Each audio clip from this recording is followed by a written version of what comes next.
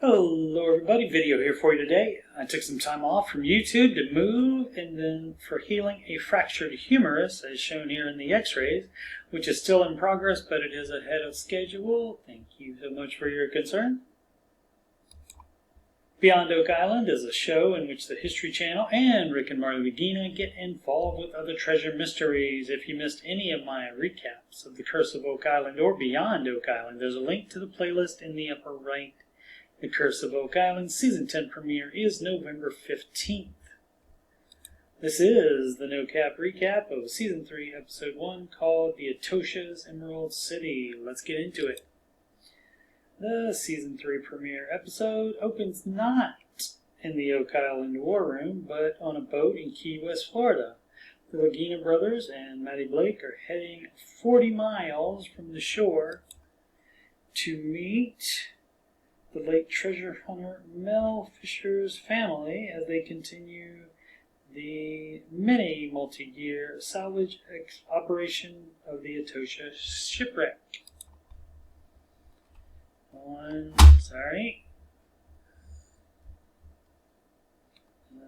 have a different setup for this.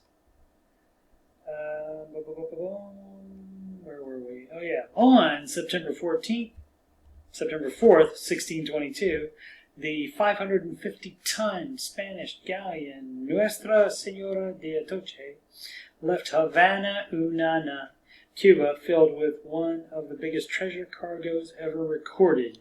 2 days later, the ship ran into a hurricane off the southern coast of Florida and sank. There were only 5 survivors from the 265-man crew. The Spanish attempted a salvage operation but could not find the wreck.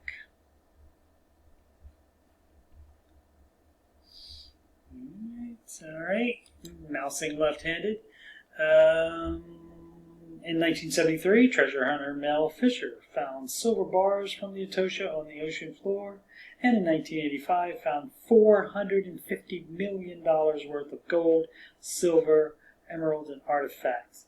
Mel's family still controls the salvage rights to the Atocha and are searching for an estimated $500 million worth of treasure that was on the ship.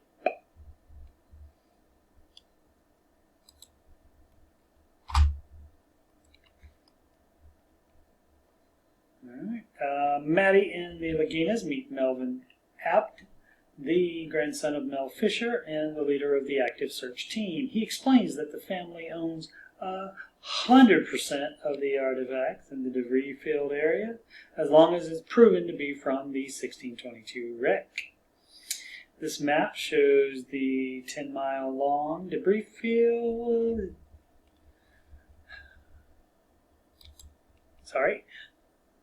Map shows the 10-mile-long debris field, and the X marks the spot of what they call Emerald City, since they found so many emeralds there. It's the spot that the salvagers are currently focusing on.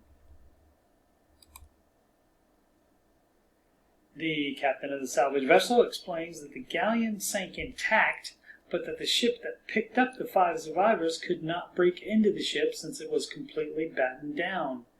2 weeks later, another hurricane occurred and moved the Atocha, breaking it and causing 2 debris paths.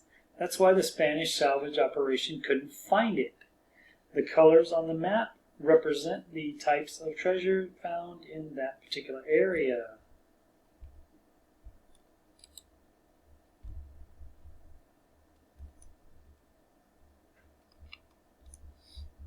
Today, the group will be searching a section of the debris field for the first time. Melvin explains that at first they moor the salvage boat securely over the area, then they use an airlift system shown to suck up the sand and sediment, and hopefully emeralds or other treasure. Members of the team then go through those spoils on the boat to find the good stuff. Unfortunately, 25-mile-per-hour winds pop up, making it too dangerous to do the diving, and the captain calls it for the day. That kind of stuff seems to happen a lot on Beyond Oak Island. Taking advantage of the free time, Melvin offers to show Maddie and the Laginas some of the treasures his grandfather and the rest of the family have found over the years. This is one of two shops, museums/stores rather, the Fisher family owns in Florida. The items are on display, and some of them can be purchased if you've got that kind of bank. Alright, gotta move the mouse over the other, there we go. These are some of the emeralds. Melvin's Uncle Kim explains the darker emeralds are more valuable. The big loose emerald in the picture is worth $500,000 or more. The mine the emeralds came from had record production in the 2 years prior to the Atocha departing for Spain. Kim also says that all the items are worth about 4 times more just because they were on the Atocha. Also on the Atocha and found by the Fisher family were lots of jewelry items. The jewelry was not on the manifest because it was not taxable. People would often make jewelry and then melt it back down later just so they would not have to pay taxes to the Spanish crown on it. The Fishers found one gold chain that was 67 feet long. Silver coin, gold bar,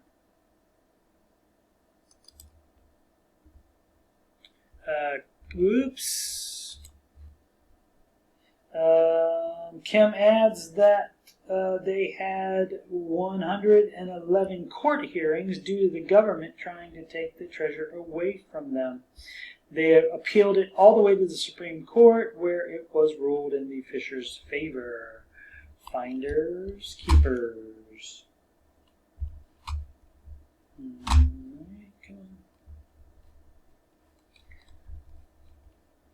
Where's the mouse? There we go.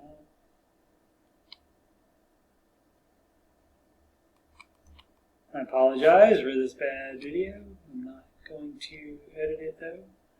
Sorry. The captain of the boat, the salvage vessel, along with Maddie and the Laginas, begins sifting through the sand and sediment. Marty has the first find of the day with a piece of iron from the galleon. The divers return topside after an hour of rest. Melvin has brought up this piece of ballast stone, which was used to provide stability and weight on a ship. The divers return to the ocean floor to use a metal detector, hoping to find silver or gold. They get no hits, but do find this olive oil jar neck. The jars were used to store wet and dry goods for transport. Generally made of quartz and being fairly delicate, finding any part intact of one of these is rare. This was Episode 1 of Season 3 of Beyond Oak Island. Episode 2 is a best of, which I may not recap since I've already recapped all of Seasons 1 and 2 of Beyond Oak Island. Episode 3 of Beyond Oak Island is called The Riches of Poverty Island, which will take the Lagina brothers back home to Lake Michigan.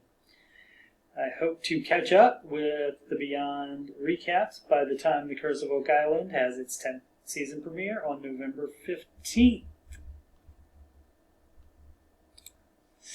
Alright, plug time! You can schedule a free financial coaching consultation assessment with me, calendly.com/Coach Steve Money. I'm a Ramsey Solutions certified financial coach. You can email me about coaching or anything on this YouTube channel. CoachSteveMoney@gmail.com. Channel donations can go to paypal.me/CoachSteveMoney. You can add me on the gram @CoachSteveMoney.